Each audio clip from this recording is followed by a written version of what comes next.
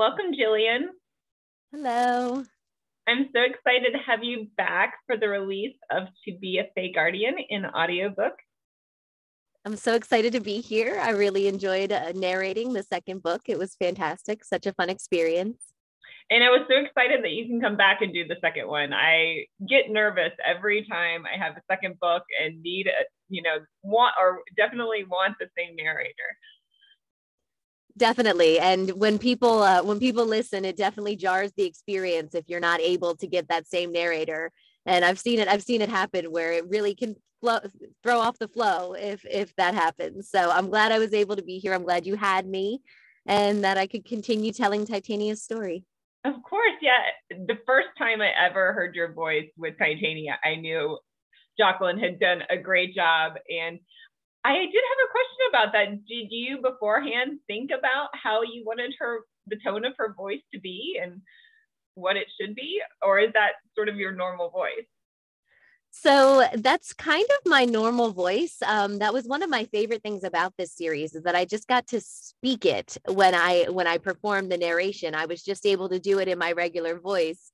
When I think of myself in characterization of who I am and how I present myself as a narrator, I'm a teenage fae queen. That's the way that I think of myself, and I've been cast in that role several times. But less often than you would think, but that's the way that I characterize myself in my head. So it definitely felt like a good role for me because it was just simple to narrate a voice that felt so similar to my own. Yeah, I felt so grateful that Jacqueline brought us together and that I found you. The first experience I had with finding a narrator was quite by circumstance.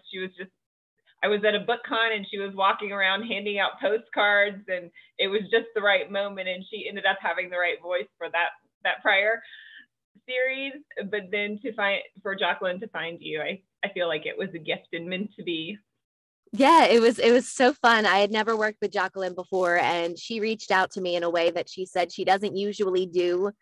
She didn't do any auditions for it. She just said, "Oh, I know this book. I know the voice. This needs to be matched up." And she was right. I completely agreed with her on that one. And I'm glad you did too. I completely agree too. So tell us a little bit about how you experienced Titania and the differences maybe from the first and second book.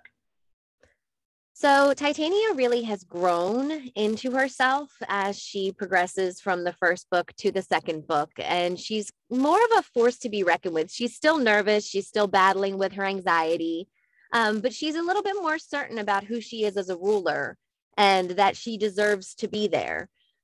So there's a lot of, I don't want to give too much away as I go into it. I'm so nervous about giving spoilers, but with her voice, there's a little bit more strength in this book than in the last one, just with who she is and how secure she is in her reign. Because even though you hear in her internal dialogue, you hear that she has those hesitancies, outwardly, she appears pretty confident. So that was a fun change to have in narrating her voice and even having that internal conflict within herself and seeing everything isn't exactly as she presents it to be on the outside, but she's still a strong ruler. Yeah, I love doing that in this book. The first book was definitely, she was just getting her feet wet and she didn't know where she was going to land. And then in this book, I was really able to have her, even like you said, internally, if she was like, oh my goodness, externally, she was definitely a force to be reckoned with. I had a lot of fun with that. Yes, and I especially loved with the element of her anxiety. I love that it doesn't, without too many spoilers, I love that in this book, it's harder for people to make that stick as an accusation as far as, oh, you're an anxious queen, because she does do such a good job of maintaining her outward ability to hold her reign and to manage her kingdom. And I love that in this one. Right. And she's definitely proving herself, and sometimes in ways that people don't want her to prove herself. We can say that at least, right? Definitely. And she did have some personal struggles, which some of my readers didn't like how long I let that go on for her. Some of her sadness, and that was interesting for me to hear as feedback. Obviously, any feedback is good for me because I like learning more about writing characters, but I wanted her to be real and to be a 16-year-old and to be a little bit hurt at times, and how you process that and how long that may stick for. But partly I was like, well, it's only like a couple of months in the whole span of the book. And then I'm like, how did I write 95,000 words for 2 months of someone's life, right? Yeah, and throughout the book, especially with this one, it is a little bit more about that internal struggle. The external struggle that's happening, the actual conflict within the book isn't as climactic in the sense that it's as dramatic and as intense. It's really more about the emotional turmoil that she's going throughout. So, I feel like that really resonated throughout this book, just as she moves forward as a queen, and some day-to-day issues that she's having that end up being big issues. But it's more about the way that she's struggling internally. And I like that you let her have those struggles. I really enjoyed that in this one. Well, I definitely remember being heartbroken several times as a teenager. So I was trying to tap into that inner teenager who is still in me. Yeah, and that I don't know, is it okay if I talk about Prince Holden a little bit here? Yes, but we're really not sure what goes on between Holden and Foster and Quinn, so that's yet to be determined, right?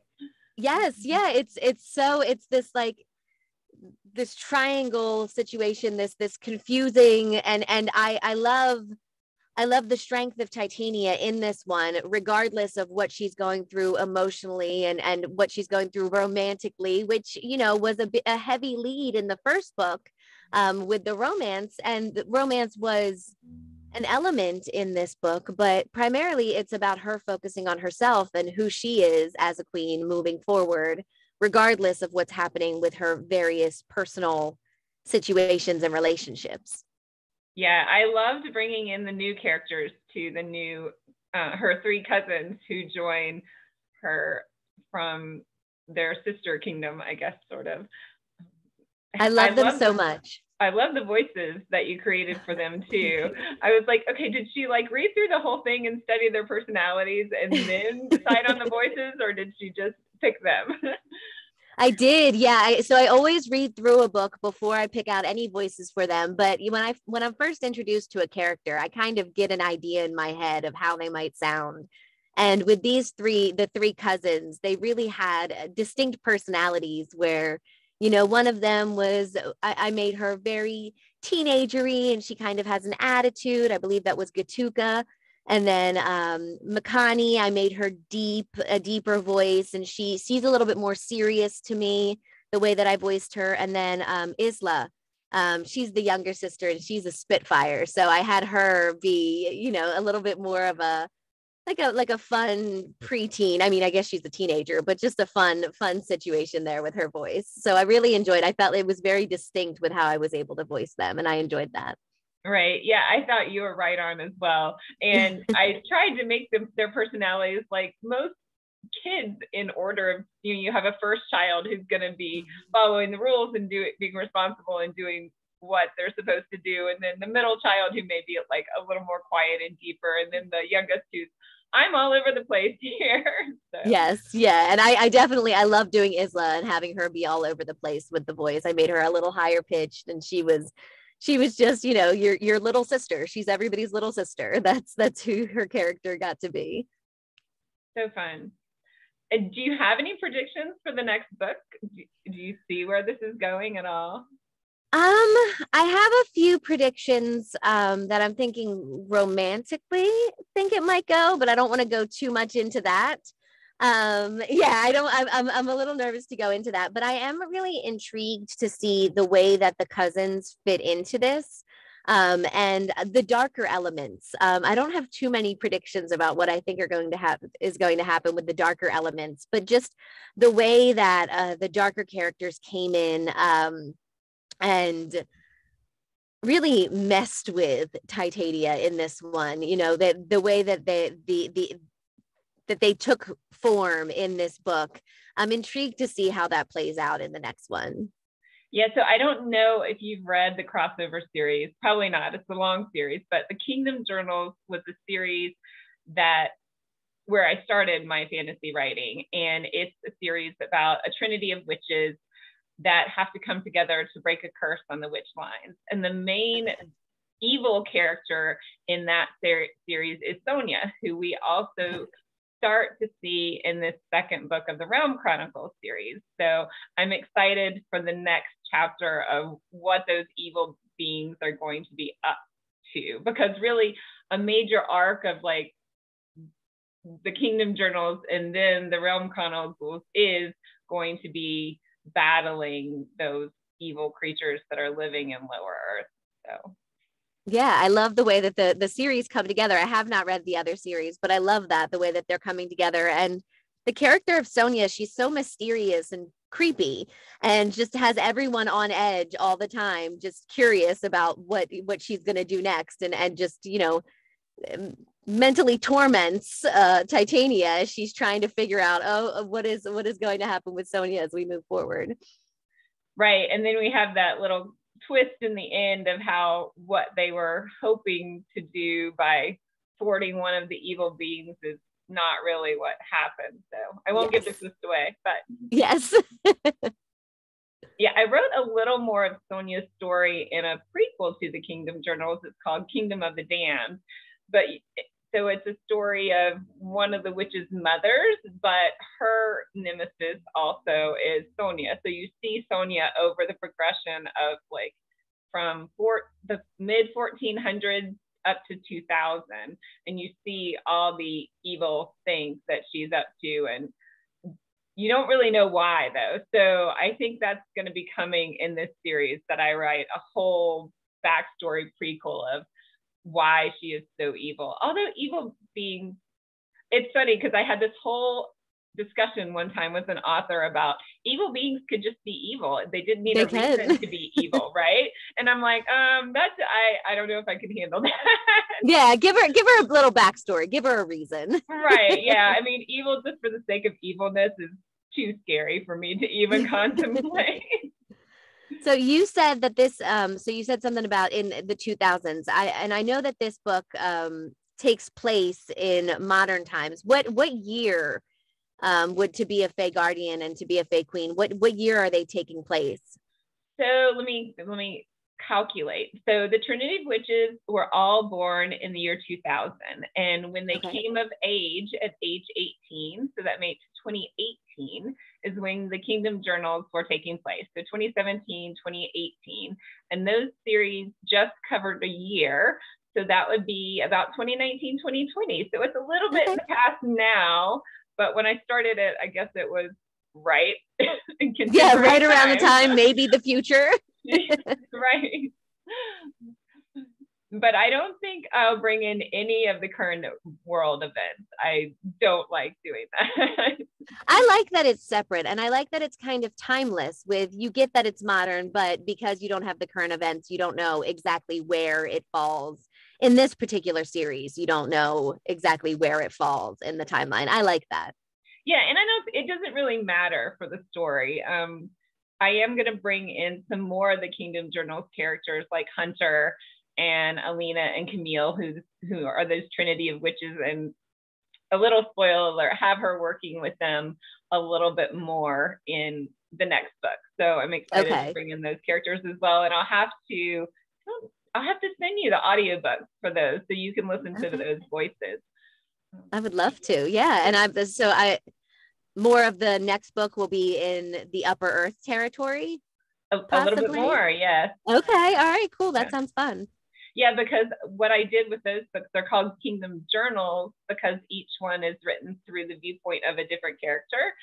So we have 2 female characters and 2 male characters that told their story, but it kind of continues the whole arc of the story throughout. But they get their personal stories as well as continuing the main story.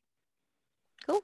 Very cool. I would love to listen to those. And it's so weird in my mind. I've set aside July to start the next book. So maybe by January, I'll give it to you and you can start recording the next one. But in my mind, I already have the third and fourth book planned out. So that's good job security for you, hopefully. Yeah. Oh, well, thank you. Yeah. And that's awesome that you already have them kind of mapped out and an idea, and I'll be around when you need me. Yay.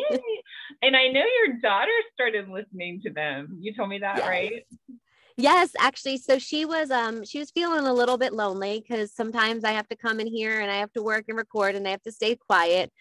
So what she did was she would sit outside my booth, which is just in an office in our house, and she sat outside and she was working with clay while she was just sitting there. She wanted to be near me. Well, I didn't realize how much she could actually hear of what I was reading, and she ended up staying for several hours while I recorded because she really enjoyed listening to be a Fae Guardian. And she made me this little I don't know if you can see it. It's a little fairy reading a book, an audiobook. So it's me as a fairy reading an audiobook, which is just so cute. And then we went back and she's actually listening to the first book of the series because she just fell in love with the characters, and she's so sweet. She loves listening to mommy's voice. She thinks I'm famous. So you are famous in my eyes, at least. Yeah, so she's really enjoying listening. Some of it's a little bit old for her because she's 8. But you know, I told her, I was like, it's a little bit of a kissing book, you know, like Princess Bride. It's a kissing book, but if there's a kissing scene, we just skip past it. Or I mean, she's fine. Right. Well, that's the one thing about fantasy. I feel like it spans like a broad age range, because my mother-in-law told me, because I was kind of anxious for older people to read it and thinking they may not be as interested. And my mother was like, this is my favorite one. And I was like, wow, that's great. Yeah, my mother-in-law actually listened to it and loved it. So she always listens to my books too, and she really enjoyed this one. She's excited to listen to the second one. Thanks. Well, I'd love to know more about you. I mean, we talked about it previously, but I want my readers again to know more about you and how you got into narrating. I love your story, and I love why you do it. So I used to be an English teacher. I was a high school English teacher for 10 years, and it was my passion. It was everything I loved to do in this world. And I got sick. I have a chronic neurological issue, and I had to leave the classroom, and it was awful and completely jarring because, you know, that's where I wanted to be. I thought I was a lifer. And I loved reading and connecting adolescents to literature. That's my absolute favorite. Sorry, my husband's calling me. Let me turn this off. So it's my absolute favorite, connecting young readers with books.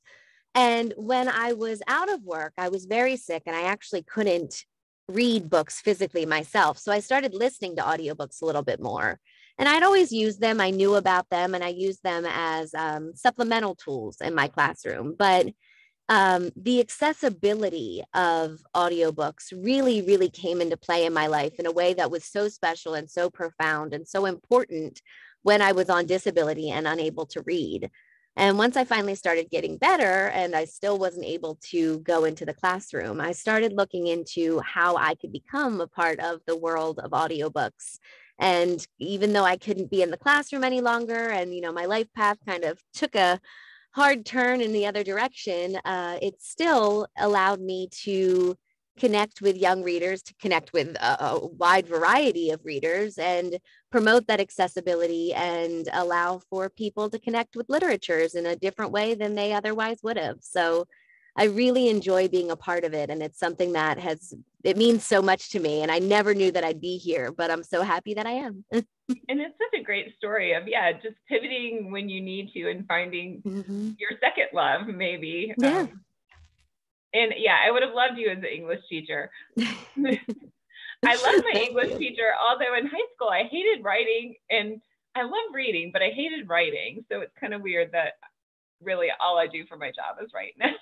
Yeah, I know. It's funny how those elements just kind of pop up and end up growing. I mean, like, I loved teaching, and I loved teaching for the people. I loved being there for my students. I loved it. I call them, they were my babies, even though they were, you know, bigger than me and teenagers. And now I stand in a booth and talk to myself. I talk to no one all day, but you know, there's still pieces in there that are of me and that are of my previous life and that I appreciate and I enjoy. Is it hard to stay in your booth and read? Yes. Yes, it is. I've actually taken to recently doing TikTok lives from in my booth and recording large sections of the book. I did that with this book because it helps me feel a little bit more interaction. It helps me motivate me when otherwise it's just, keep yourself moving forward and just talk to the microphone by yourself in the booth. Right. So Yeah, I've started doing that. I can imagine that. And yeah, it was super fun. I think you read the first 2 chapters on Yeah. TikTok, so people can go back through it and find those. And yeah, it was super fun to me to listen into. I wholly love my characters, and my husband laughs at me because whenever I get in the car, I'll put on the audiobook, and I love listening to both of the ones you recorded. Those are my favorites. And he's like, "Why do you keep doing this?" I'm like, "I'm doing research." He's like, "No, you just love it." I'm like, "It's okay. I love it." That's okay. I'm glad you love it. It's just a fun experience being with the audiobooks and hanging out with the characters in a way that you otherwise don't get to do when you're, I don't want to say just reading, but it's a wholly different experience.